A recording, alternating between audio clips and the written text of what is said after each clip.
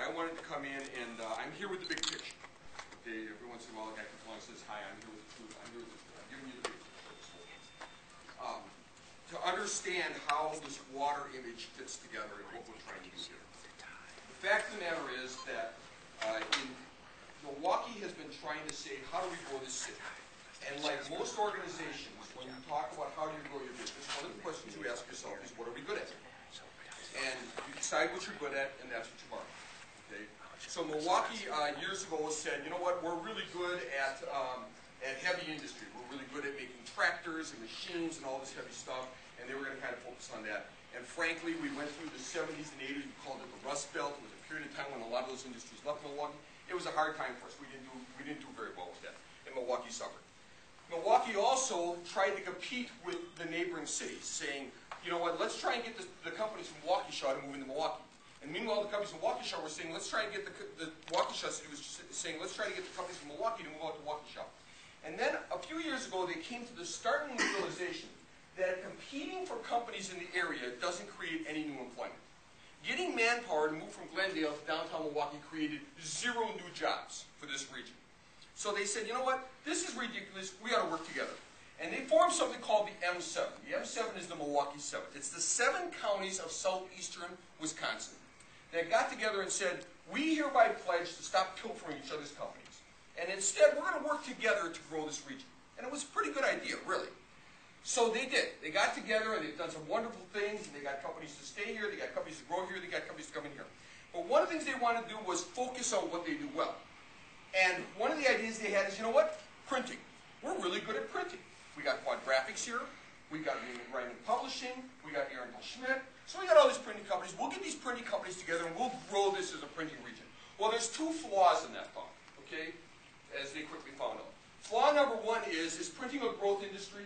How many of you are reading the newspaper every day? How many of you are subscribing to the newspaper every day, okay? If you're anything like my 27-year-old son or my 23-year-old daughter, who's not married and will inherit half my money, or if you're anything like, just a good look too, I got pictures. If you're anything like my 23-year-old daughter, you don't read the newspaper, okay? You read everything online, all right? So printing's not a growth industry. And the second thing was they got the printing companies together, and the printing companies said, we compete with each other. Why would we help each other grow their businesses? So a few years ago, we came to a realization. I had one of these eureka moments. I was out at A.O. Smith. Does anybody know what A.O. Smith makes? They do now. Oh, you do now. Water heaters. A.O. Smith makes water heaters. I was out at A.O. Smith for a meeting, and afterwards, Paul Jones, the CEO of A.O. Smith, said, Rich, come on today if we want to show you our flow lab. So he showed me his flow lab, and I'm sorry, I didn't even introduce myself. I'm the CEO of Badger Meter. Do you know what we make? Water meters, right. Okay. So Paul shows me his flow lab, and I said, Paul, you're doing all this hot water stuff. Do you ever have needs to do large volumes of cold water? He says, yeah, sometimes. I said, what do you do? He says, we send it out to a lab and pay somebody. I said, well, you know, about a mile from here, I've got the largest indoor flow lab in North America. And we don't use it on 3rd shift. We're thinking of brewing beer in it or something. If you want your engineers to come over, and it was a joke, we don't really brew beer. If you want your engineers to come over and use it, they can.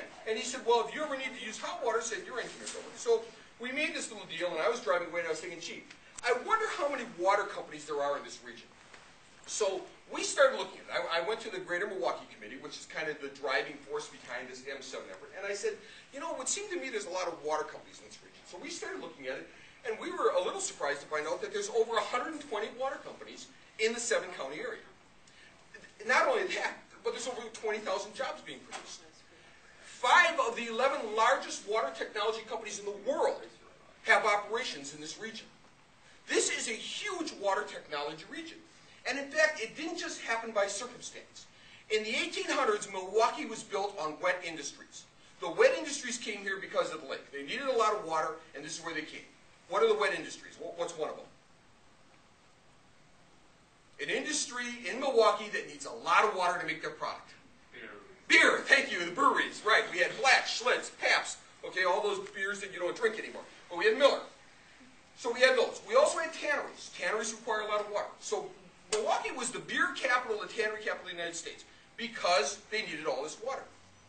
Well, over the last 100 years, we lost all that. We don't have those wet industries anymore. They've all pretty much moved out.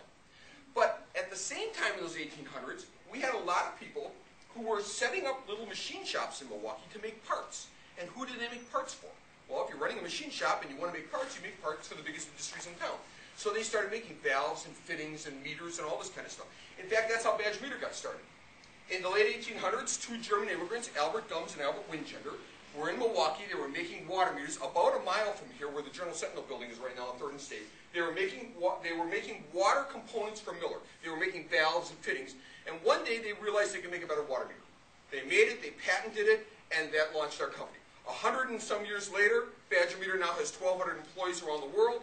We're the largest maker of water meters in North America. We're a very major company. We've been very successful over that period of time.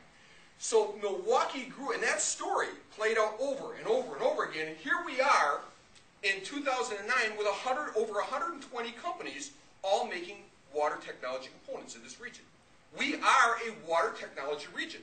In fact, in 1922, a historian named William Bruce wrote a book called The History of Milwaukee Volume 1. I highly recommend it. It's available on Amazon. All right, History of Milwaukee Volume 1. And in it, he has one little paragraph that I thought was so fascinating, because he said, the Milwaukee business community chafes at its image as a brewery city. Because the businessmen here know that the pumps and valves and water products made in Milwaukee process more water in a day than all the beer brewed in a year. So in 1922, Milwaukee was a water technology city. We've been a water technology city all this time. We just forgot about it. And you know what? Nobody really cared about water. You want water, dig a hole. It wasn't tough. Well, guess what? 21st century, the world is changing.